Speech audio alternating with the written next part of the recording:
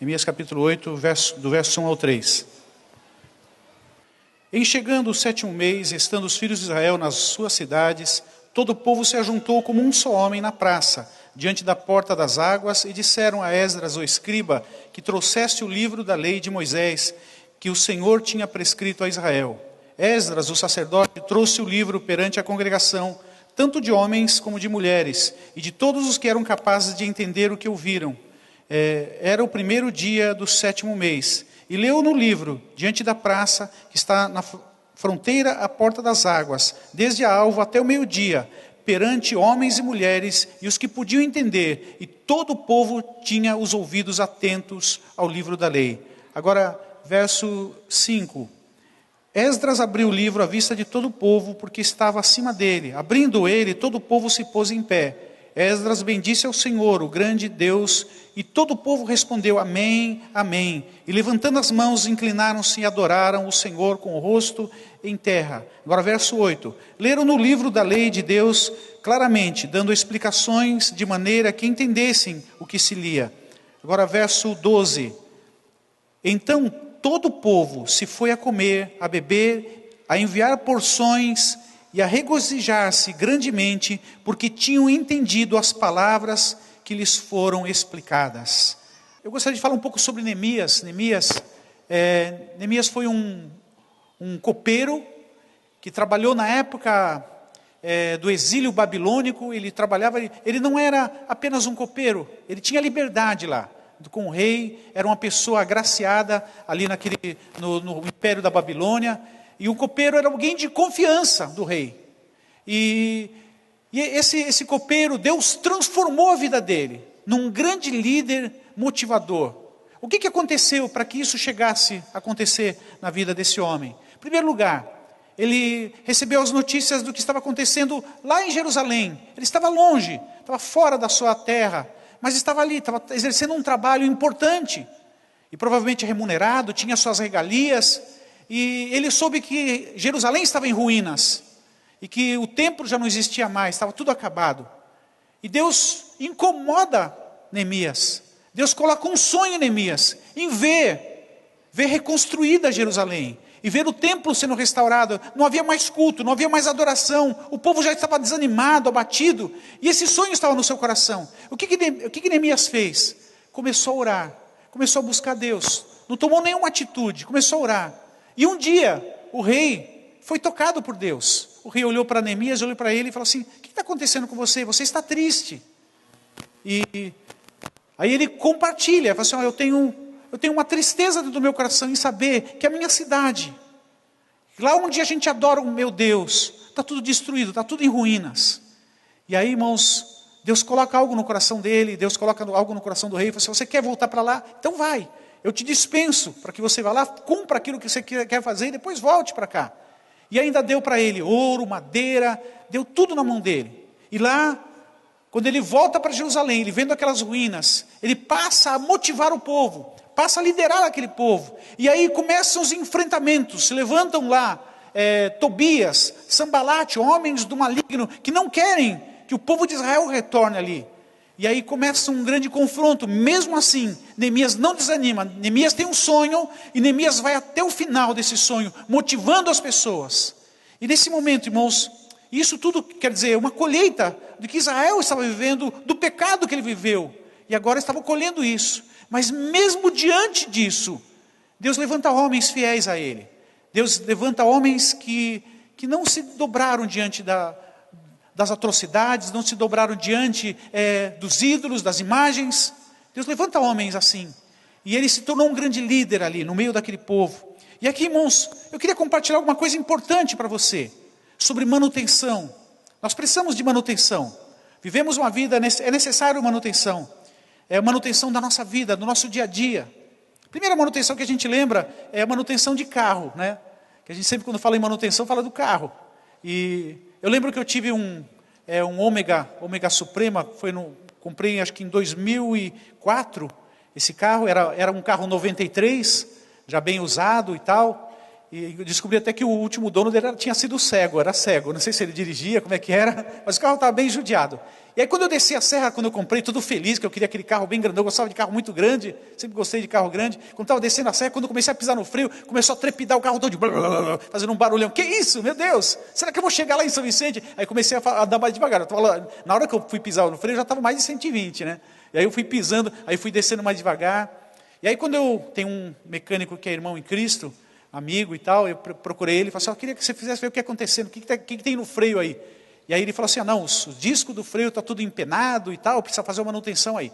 Aí eu troquei os discos, e esse carro é um carro 93, mas já tinha uma tecnologia moderna, ele já tinha ABS e tinha freio a disco nas 4 rodas. Aí, tomara que não tenha que trocar os 4 discos, né?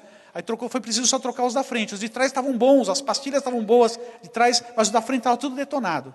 E aí, irmãos, eu troquei, fiz tudo direitinho e tal, né?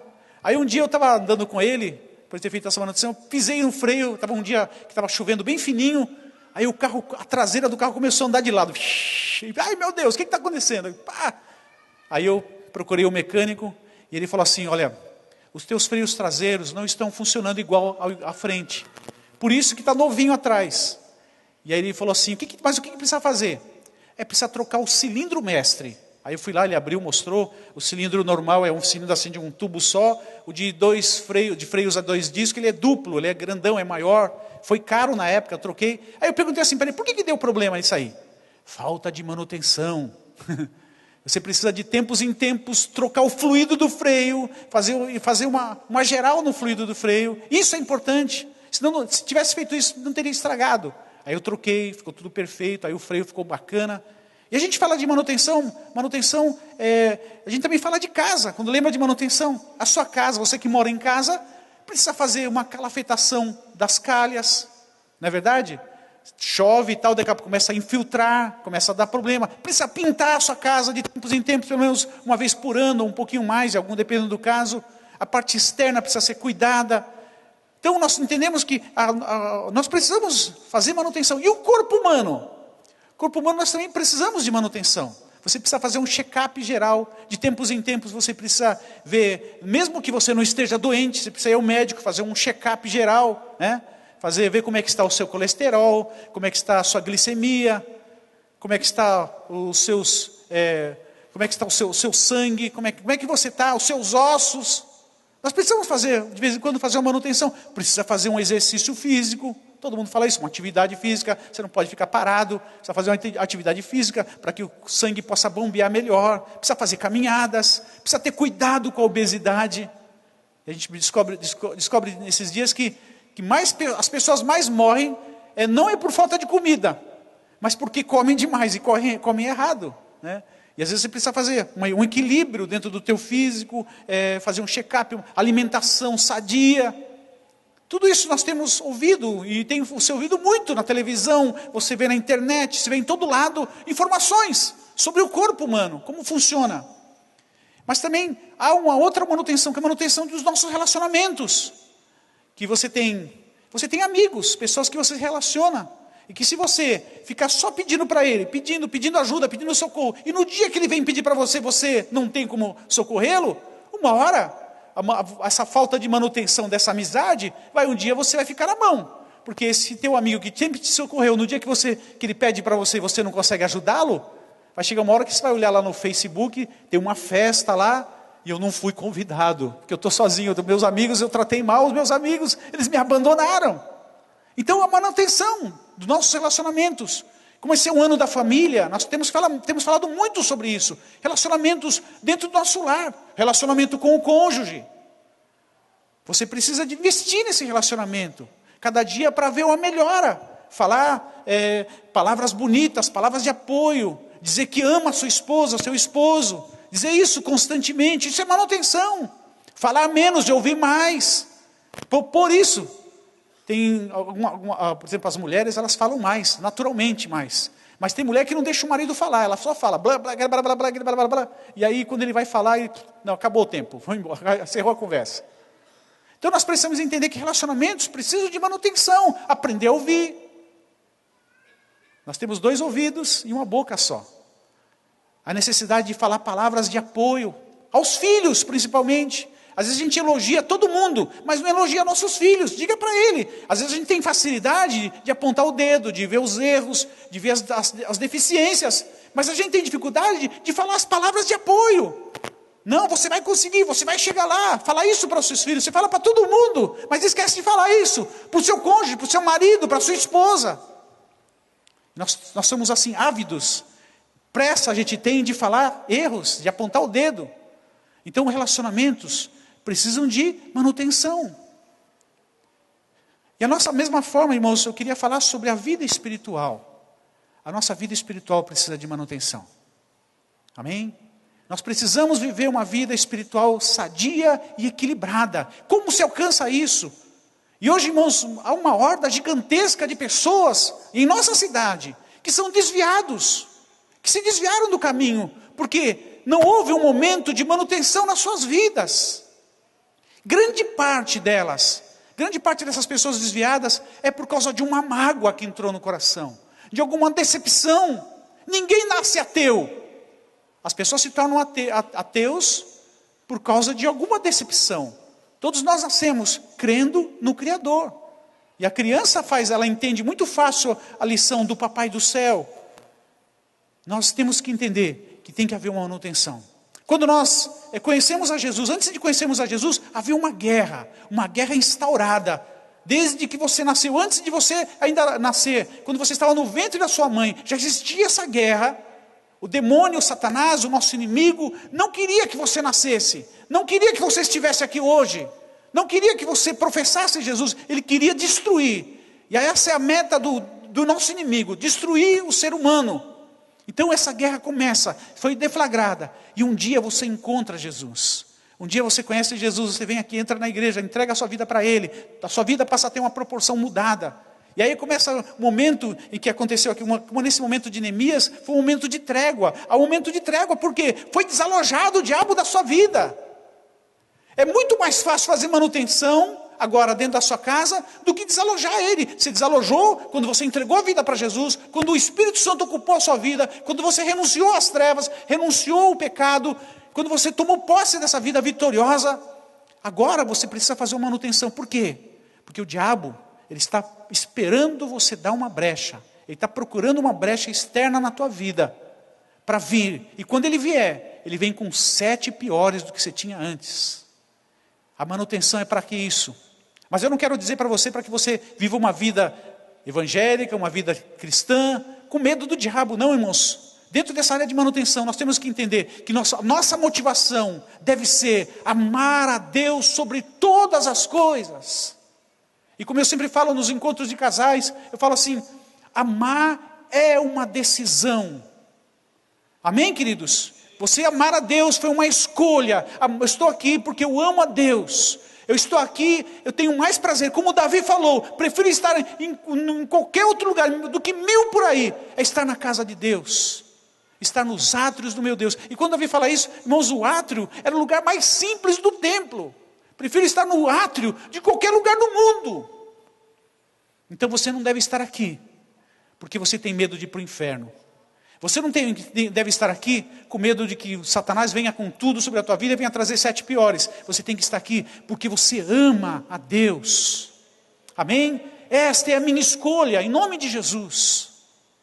Eu lembro, irmãos, quantas festas que eu deixei de participar, porque era num domingo, era um dia de culto. Eu falei assim, eu não vou trocar um culto a Deus, que eu tenho tanto prazer, para estar numa festa nem com as pessoas mais importantes da minha vida, que me convidaram. Eu lembro quando eu era adolescente, estava na 8ª série, tinha um jogo de futebol da garotada da escola, eles tinham combinado no domingo. Era tipo o final do campeonato. Eu estava participando do time da escola, da classe e tal, e o nosso time estava na final e ia enfrentar o time adversário. E era o melhor time que tinha na escola, esse time adversário. E era domingo, irmãos. E era do horário que tinha o evangelismo, que tinha um grupo de evangelismo na igreja, eu participava desse grupo. E eu fui lá, irmãos, eu fui para o jogo, fui lá para... Mas, irmãos, quando eu comecei a jogar ali, estava com eles, começou a bater uma tristeza tão grande, tão grande. Eu não fiquei com medo de quebrar uma perna, de acontecer alguma coisa, de uma fatalidade. Não, eu fiquei triste, porque eu tinha deixado de estar numa coisa que eu gosto tanto, que eu amo tanto, que era servir a Deus. E aí quando terminou aquele primeiro tempo, eu falei assim, olha, tirei a camisa, dei para um outro colega que estava lá, que era reserva, falei assim, joga no meu lugar. Mas Joel, onde você vai? Eu tenho um compromisso, eu vou embora. Eu estava de bicicleta, peguei minha bicicleta, fui embora para o evangelismo, ainda cheguei a tempo para chegar no final do evangelismo, naquele dia. Sabe, irmãos, nós temos que ter prazer de servir a Deus, amar a Deus. É o primeiro mandamento, amar a Deus sobre todas as coisas, sobre todas as nossas forças, sobre nosso entendimento, sobre toda a nossa alma. Deus tem que ser o número 1 da nossa vida. Às vezes a gente fica assim pensando, olhando para os prazeres do mundo, eu podia estar numa balada agora, podia estar não sei aonde. Alguns que foram para o carnaval, pular o carnaval. Meu irmão, irmãos, a coisa mais prazerosa nossa é estarmos aqui cultuando a Deus. E a gente fica triste, irmãos, num domingo, agora eu sento ali atrás, eu fico observando as pessoas que chegam. Irmãos, tem gente que chega no horário da palavra, perdeu uma parte tão importante do culto, do louvor a Deus. Cuidado com a vida que você está levando. Se você é só um religioso, ou você é um homem que ama, uma mulher que ama a Deus. Deus está à procura de verdadeiros adoradores, que o adorem em espírito e em verdade. E nessa noite Ele quer você com o seu coração voltado para Ele. A Bíblia fala de um rei, se não me engano o rei Azarias. Esse rei, a Bíblia fala que ele serviu a Deus, que ele fez a vontade de Deus, mas não com inteireza de coração.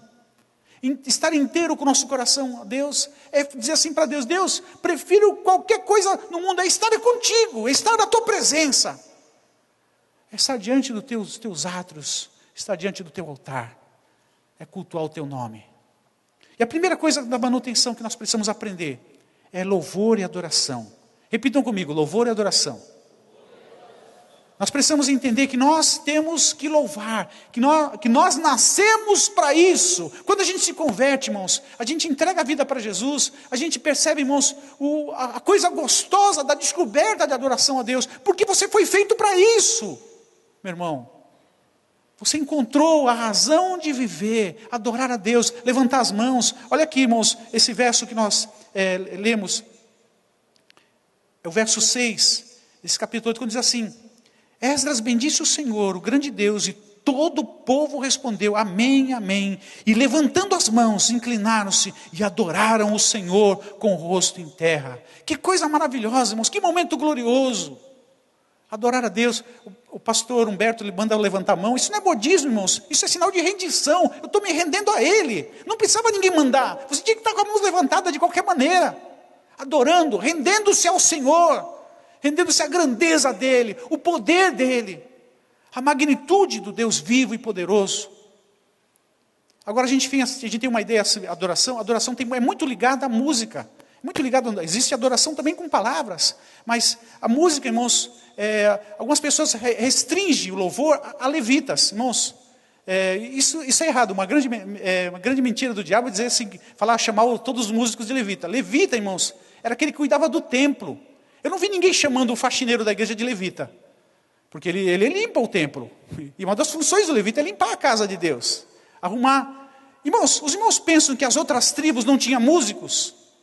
Tinha músicos, porque o povo de Israel sempre foi muito ligado à música. Davi é um exemplo disso, ele não era da tribo de Levi, Davi era da tribo de Judá. E era um músico excelente. E ele deixou um legado, deixou os salmos, a maior parte dos salmos não foi levita que fez. Foi alguém da tribo de Judá. Então, irmãos, aprenda isso. Você pode adorar a Deus. Você não precisa ser um levita para adorar a Deus, você precisa entender que você pode adorar a Deus em qualquer lugar. E se você tiver a oportunidade de aprender algum instrumento, de colocar seu filho para aprender algum instrumento musical, saiba que isso tem um grande valor, é essencial, é importante. Para estar na célula, para estar na sua casa, para fazer um culto com sua família. Amém? Descobriram-se que o músico, ele desenvolve uma parte no cérebro, uma parte importante. Minha filha, do meio que faz faculdade de enfermagem, uma aula, um dos professores comentou de um senhor que teve uma doença lá, que teve uma paralisia, e não falava mais, perdeu o poder de falar, e ele não falava mais, e passou um tempo, e um dia teve um aniversário, se não me engano era aniversário dele, e na hora que eles foram cantar parabéns, ele começou a cantar, e começou a cantar parabéns para você, como? Aí todo mundo ficou espantado, mas ele não fala, como é que ele cantou parabéns? Aí os médicos foram explicar que ele tinha uma parte do cérebro, por ter sido músico, uma parte desenvolvida lá. E aí os médicos, o médico que estava cuidando dele, começou a fazer uma conexão com a música, para poder trazer de volta a fala daquele homem. Nós temos, irmãos, a oportunidade de adorar o Senhor, com os nossos lábios. E às vezes, irmão, você chega atrasado no culto, você perdeu uma parte tão importante, que faz parte da tua manutenção, faz parte de adorar ao Senhor, faz parte desse culto a Deus. Metade do culto é adorar. Louvor, o que quer dizer louvor? Louvor quer dizer elogio radical. Amém? Elogio radical. Esta é uma arma poderosa. Quando a gente adora a Deus, irmãos, as opressões batem em retirada. Demônio algum pode permanecer, porque Deus habita no meio dos louvores. Deus habita no meio dos louvores. Opressão nenhuma vai permanecer na sua casa, na sua família, porque você adora, você é um adorador. Eu já contei aqui, irmãos, que uma vez eu fui uma casa de uma irmã, e ela falou assim: pastor, unge a minha casa. E eu falei assim: mas irmã, eu já ungi a sua casa. Ah, mas está cheio de opressão a minha casa, sinto muita opressão dentro da minha casa. Eu falei assim: irmã, a senhora, se você tem louvores na sua casa, você põe louvores dentro da sua casa? Não. Aprenda, a casa de um crente deve ser marcada por adoração e louvor ao Senhor. Não por umas músicas malucas que tem por aí, que a gente ouve tanta besteira. Hoje tem esses funk que só falam, agridem o ouvido da gente, uns funks horrorosos, que só falam de sensualidade, isso, eu espero que isso não entre na sua casa. Isso vai trazer opressão e demônio para dentro da tua vida. Ouça adoração de louvores, glorificação do nome do Senhor. Isso vai dizer assim: opressão nenhuma vai permanecer dentro da sua casa, em nome de Jesus, porque Deus habita no meio dos louvores. Eu lembro quando era pastor ali na igreja do Jockey, que eu ia visitar alguns irmãos nos diques, dique Sambaiatuba, dique das Cachetas. Eu lembro uma vez que eu fui numa parte lá que era a Ilha Sambaiatuba, que você andava assim, hoje não existe mais, é tudo pavimentado lá.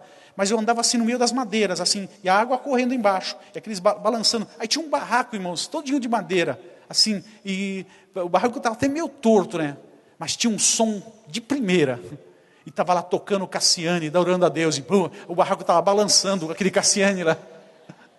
Aqui tem um servo de Deus. Aqui tem um servo de Deus. Sabe, irmãos, a marca daquele ser um filho de Deus é adorar ao Senhor, louvar a Deus.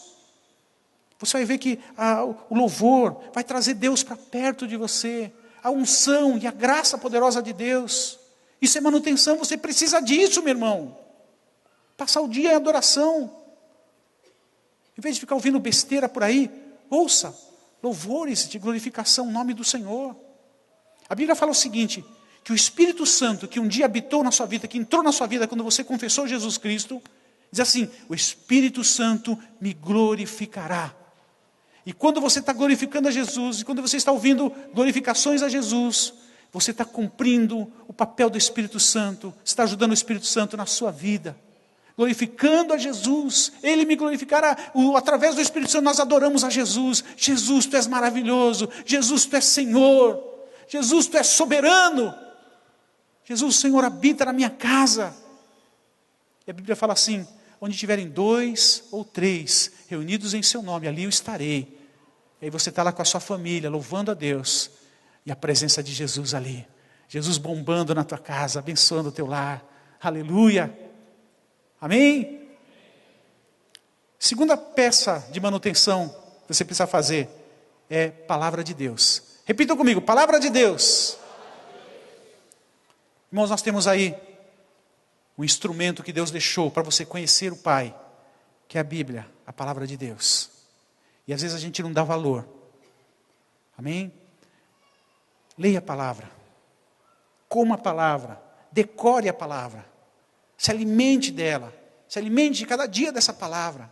Aprenda. Estude ela. Hoje a gente tem muitos recursos. Hoje tem Bíblia online. Hoje tem Bíblia em CD. Você pode ouvir a Bíblia no teu MP3. Você tem muitas opções aí. De você curtir a Bíblia, de você ler, de você estudar. Receber isso. A palavra de Deus é importante, irmãos. Quando Jesus foi confrontado por Satanás, lá no deserto, a Bíblia fala que Jesus esteve 40 dias e 40 noites em jejum. Esteve ali, irmãos, e aí chegou uma hora que Satanás veio tentá-lo. Jesus podia clamar para que viessem anjos para socorrê-lo. Não, ele apenas venceu Satanás. Satanás impôs as tentações para ele, apenas respondendo, está escrito. E observem que esse texto fala também que o diabo conhece a palavra de Deus, porque o diabo usa a palavra, está escrito. Nós temos que aprender a conhecer a palavra de Deus. Conheça a palavra de Deus. Quantos aqui participam da escola de discípulos no domingo de manhã? Oh, Jesus. Mas um dia a gente vai ver assim, isso aqui, todo mundo levanta, 100% da igreja está em escola de discípulos. Nem cabe de tanta gente na escola de discípulos. Porque você quer aprender de Deus. Eu entendo que a gente tem uma vida corrida, tem muitos que trabalham aos domingos. Mas arrume um jeito de você possa ouvir, ler a palavra, meditar na palavra, se alimentar dela. Alguns textos você deve absorver, você deve saturar de tanto repetir aquilo, até que aquela palavra se torne uma palavra viva dentro do teu coração. O Espírito Santo vai torná-la viva dentro de você. O último culto aqui que eu preguei aqui foi uma quinta-feira também. Eu compartilhei de uma moça que estava com câncer. E ela já estava desenganada. E ela estava pedindo para Deus, Senhor, me dá cura, me dá cura. E aí um dia ela ouviu uma palavra de um pastor, e que ele dizia assim, eu vi na rádio, onde está a morte a tua vitória? Onde está a morte o teu aguilhão? E ela foi na palavra e começou a repetir aquilo, até aquilo transformasse numa palavra viva dentro do seu coração. E aí um dia ela estava na igreja, ela sentiu a unção e a graça do Senhor, e ela foi curada daquele câncer que ela estava desenganada. Tomar posse da verdade de Deus. Talvez você tenha vivendo uma vida meio derrotada, mas a palavra de Deus tem palavras de esperança para você, em nome de Jesus. Se apegue a essa palavra, viva essa palavra. Aqui o texto, irmãos, fala no verso 2, quando diz assim, Esdras o sacerdote trouxe a lei perante a congregação, tanto de homens como de mulheres, e de todos os que eram capazes de entender. O que ouviam era o primeiro dia do 7º mês. Eles repetiram ali. E o texto fala que depois que eles ficaram até o dia inteiro comendo e ouvindo aquela palavra, e passaram a entender aquilo. Eu entendo assim que tem algumas coisas, se alguém vai começar a ler a Bíblia, eu vou começar do Apocalipse. Nunca leu a Bíblia, né? Você entende que Apocalipse é um livro assim um pouco mais complicado. Ele é mais linguagem muito figurada, quando fala que Jesus saiu uma espada da sua boca, que os seus olhos eram como chamas de fogo, seu cabelo branco. Você imagina essa cena, irmãos, é uma coisa meio horripilante. Mas quando fala da espada saindo da sua boca, é a palavra de Deus, que é a espada. Os seus olhos, os olhos como chamas de fogo. Quando a gente é confrontado com o olhar de Jesus em nossas vidas, parece que a gente fica transparente. Os cabelos brancos como a alva lã. Isso quer dizer o quê? O cabelo branco significa maturidade. Que Jesus está acima, está à frente. O irmão mais velho. Quanta coisa bonita, irmãos, tem lá em Apocalipse. E o diabo, irmãos, ele quer que você não leia esses dois livros. Gênesis e Apocalipse. Sabe por quê? Porque lá em Gênesis está determinado a sua falência e como ele vai morrer. De ti sairá, quando é profetizado para Eva, aquele que vai pisar a cabeça da serpente. Está falando ali que Jesus vai aparecer, vai surgir. E depois lá no Apocalipse, como vai ser essa derrota de Satanás? Então eu entendo assim, você não deve começar pelo Apocalipse, comece pelos livros mais fáceis, comece pelos evangelhos.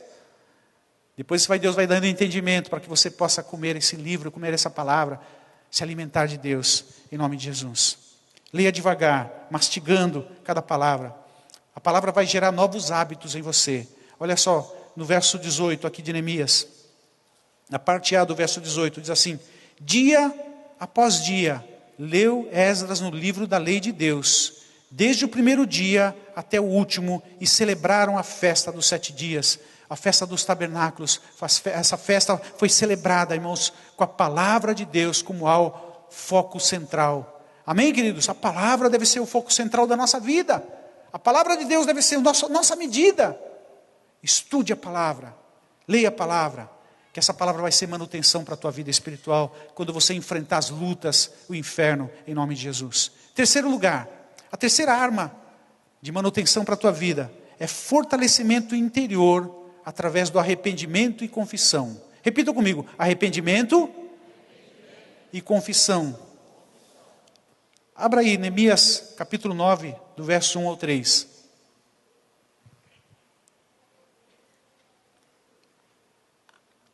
No dia 24 deste mês, se ajuntaram os filhos de Israel com jejum e pano de saco e traziam terra sobre si. Os da linhagem de Israel se apartaram de todos os estranhos, puseram-se em pé e fizeram confissão dos seus pecados e das iniquidades de seus pais. Levantando-se no seu lugar, leram no livro da lei do Senhor, seu Deus, uma quarta parte do dia e outra quarta parte dele fizeram confissão e adoraram o Senhor, seu Deus. Sabe o que é isso aqui, irmãos? Isso aqui é uma libertação, que deve ser importante para a nossa vida. Para a nossa manutenção, irmãos, todos os dias, você tem que estar revendo o que você fez. Confessar é você contar o que você fez para Deus. Contar para Ele. Tem muita gente depressiva, doente, porque carrega culpas imensas dentro de si. Culpas de acusações malignas.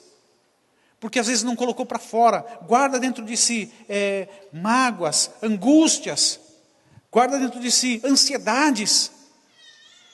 Por quê?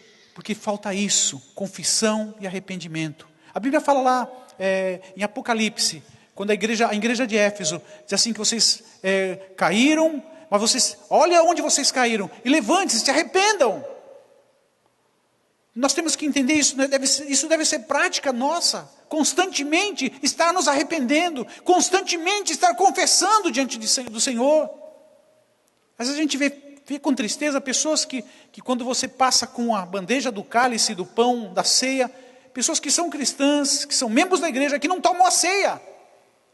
Preferem continuar no pecado do que ter um compromisso sério com Deus, do que colocar para fora aquilo que está errado. A Bíblia fala o seguinte: examine-se, pois, o homem a si mesmo. E depois fala assim: depois coma do pão e beba do cálice. A não ser que você esteja em disciplina, que você não deve fazer. Alguém falou assim: você está em disciplina. Mas do contrário, você deve confessar, botar para fora aquilo que está errado, consertar diante do Pai, e tomar, e participar desse momento precioso de Deus. Alguma coisa está errada, a brecha ainda está aberta na tua vida, você está fazendo com que demônios tomem conta da sua casa, do seu lar, da sua vida. E quando você confessa ao Pai, e quando você põe para fora aquilo que está errado, você fecha as brechas com o sangue de Jesus Cristo. A Bíblia fala assim: se confessarmos os nossos pecados, Ele é fiel e justo para nos perdoar os pecados e nos purificar de toda injustiça. Amém? Essa é a condição para você viver uma vida santa e reta diante de Deus, para ver essa manutenção, para que o diabo não tenha mais legalidade na tua vida. É preciso que haja essa limpeza todos os dias da sua vida. Amém? E às vezes você não consegue fazer isso sozinho. A Bíblia fala assim: confessai as vossas culpas uns aos outros, para que sareis. Às vezes você precisa procurar alguém que te mentoreie, que cuide de você, alguém que possa te aconselhar mais, alguém que seja mais maduro. Nem todos têm condições de ouvir pecados. Tem pessoas que, se ouvir alguma coisa, você for contando uma coisa dessa, vai espalhar para todo mundo, vai contar para toda a torcida do Corinthians. Então você tem que ter cuidado, pedir para Deus: mostra para mim, Senhor, qual é aquele que eu preciso conversar, que eu preciso confessar, eu preciso colocar isso para fora. Deus vai mostrar alguém de confiança, alguém que guarda as 7 chaves, que vai ouvir e vai guardar, e não vai contar para ninguém.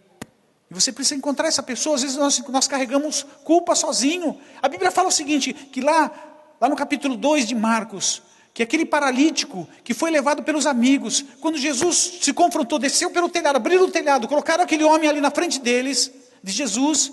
Jesus fala assim para ele: os teus pecados estão perdoados.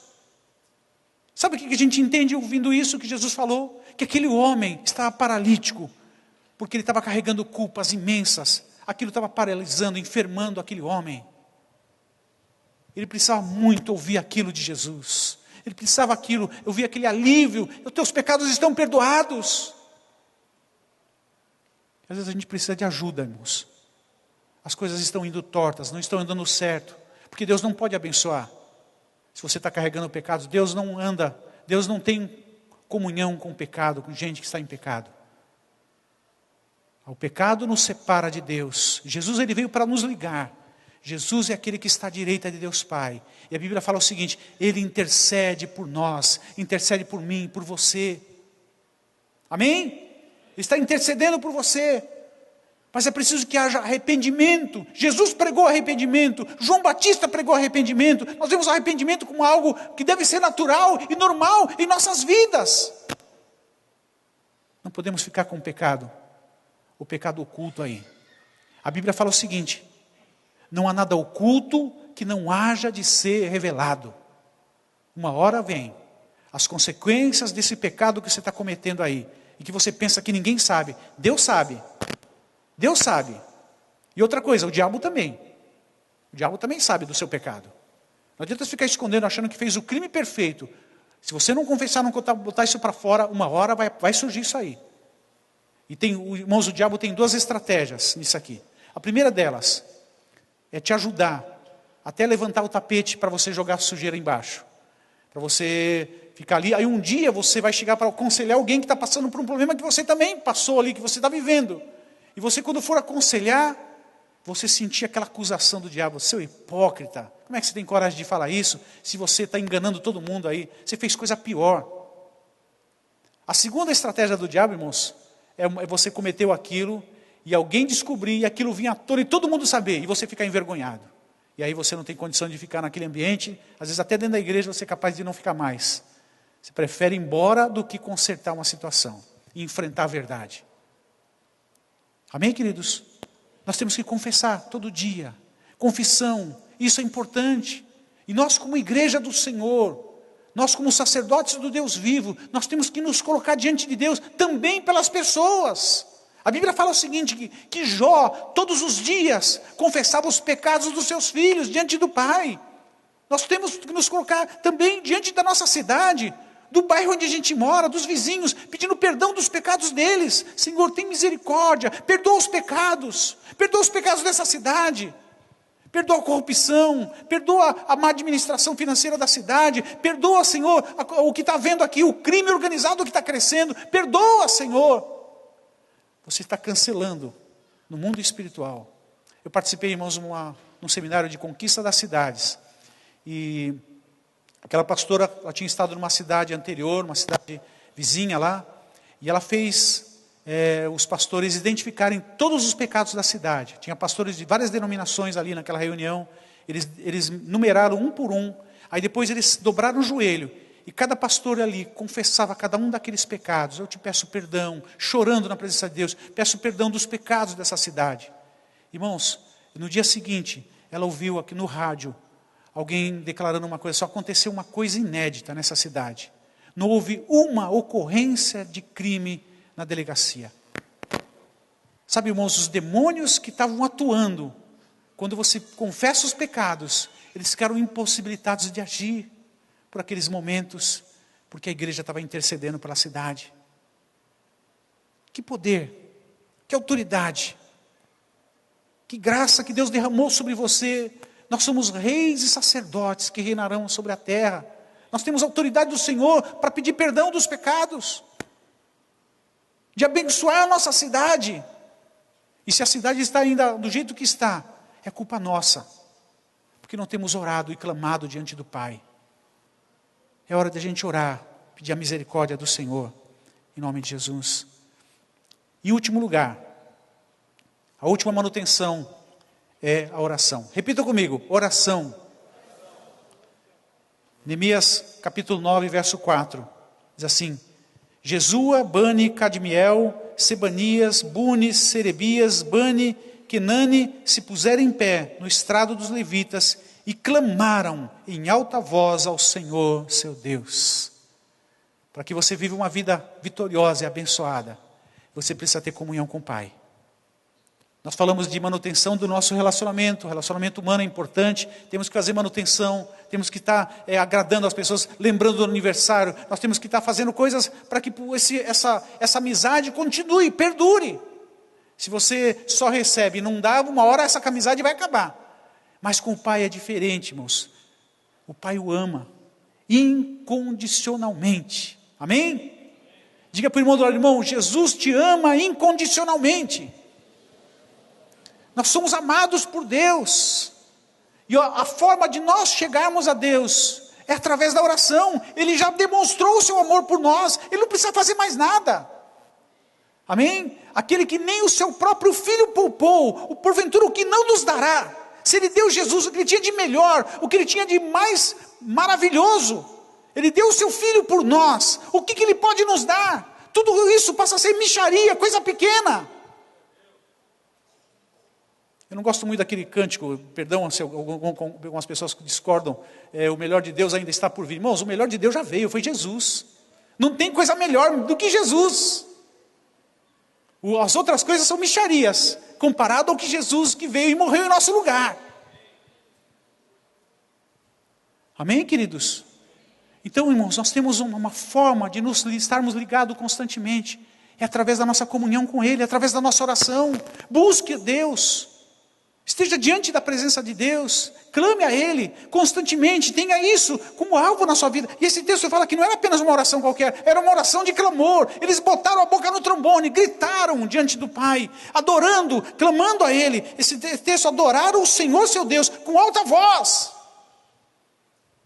Quando você estava no mundo, que você servia as trevas lá, muito homem aí se vestiu de mulher. É ou não é? Fez papelão aí. Mulheres aí que estão hoje na igreja, que estavam seminuas, passaram vergonha bebendo de cair. Não tinham vergonha. E aí quando chega na casa de Deus, tem vergonha de adorar a Deus em alta voz. Para com isso, meu irmão. Os alvos estão focados errados. Agora você tem que dar o melhor de si para Deus, porque Deus já deu o melhor por nós. Ame a Ele. Mostre isso através da tua oração. Diga isso para Ele através da sua adoração, do seu louvor, da sua gratidão. Senhor, eu te amo, porque o Senhor me resgatou das trevas, me transformou. Diga para Ele isso todos os dias. Todos os dias. Senhor, eu te amo, Senhor. Eu quero te servir, me ensina, me transforma, tira aquilo que não te agrada da minha vida, constantemente dizendo isso para Ele. Senhor, age na minha vida, Senhor, tem misericórdia na minha vida, através da oração, através dessa comunhão tremenda e bonita. Eu falo para os irmãos, a oração é o combustível que nos move. Não adianta você ter um carro, uma Ferrari, e não ter combustível dentro. Você não vai te servir de nada o carro. Você pode ir lá ter um som da hora, ligar, ter um banco confortável de couro e tal, com um ar-condicionado, um aquecimento no banco para você sentar num quentinho. Mas se não tiver combustível, você vai... Para que serve aquele carro? Carro tão bonito. O combustível é oração, irmãos.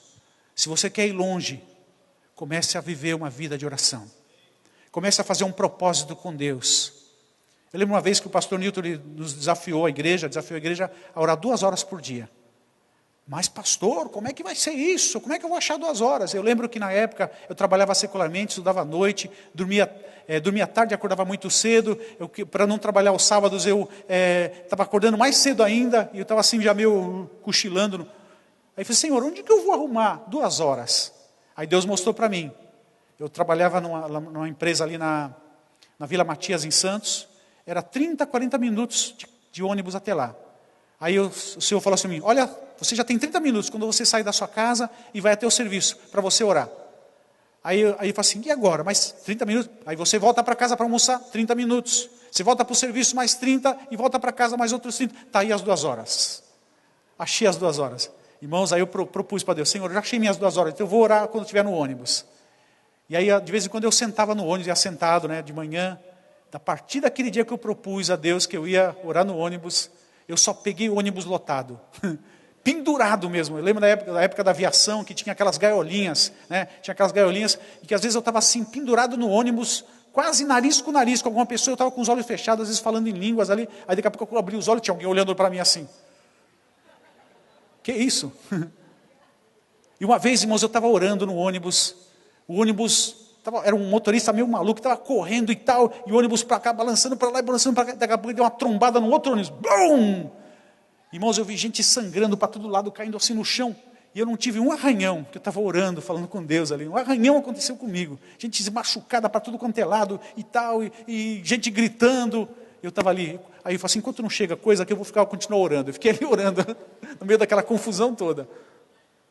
Sabe, irmãos, Aproveite o tempo. A Bíblia fala remindo o tempo, porque os dias são maus. Aproveite o tempo que você tem. Agora eu tenho o Facebook, né? Eu descobri que o Facebook, ele consome um tempo absurdo, porque você fica curioso, você vai deslizando ali, tem o meu celular que eu uso para aquilo ali, fico deslizando aquilo ali, meu Deus, quanta coisa! E aí quando você está, agora eu já vi tudo, aí tem 10 novas histórias, aparecendo lá. Meu Deus! E isso toma muito tempo, você tem que às vezes abrir mão de algumas coisas que você gosta. Abra mão para falar com Deus. Eu trabalhei secularmente, irmãos, nessa época eu trabalhava secularmente, e Deus começou a falar assim, não, depois que eu comecei a criar o hábito, o prazer de orar, porque orar tem que ser um prazer, irmãos.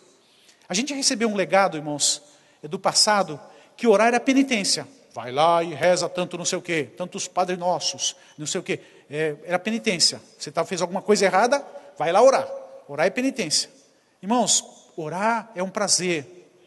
Eu lembro quando eu estava pastoreando em São José do Rio Preto, eu falei sobre isso na igreja que eu estava, preguei durante 1 ano, falando só sobre oração. E aí um irmão foi impactado com aquela mensagem. E quando ele comprou a casa dele, ele reservou o melhor quarto, era de 3 quartos a casa que ele comprou, ele não tinha filho, era casado recentemente. Ele reservou o melhor quarto, ele carpetou aquele quarto, ele fez muitas almofadas, colocou os melhores sofás ali naquele quarto, para que aquele quarto se tornasse o quarto de oração. E depois de muitos anos, eu encontrei com ele quando ele estava pastoreando a igreja da Vila Melo, foi a igreja que eu pastoreei antes de vir para cá. Ele veio me visitar. Eu perguntei para a esposa dele, e aí, como é que está? E aquele quarto que ele tinha feito lá, porque agora ele já tinha filhos. Assim, não, pastor, aquele é o xodó dele, lá ele é oração. E hoje esse irmão, que foi impactado naquela época, é o líder da intercessão da igreja onde ele está.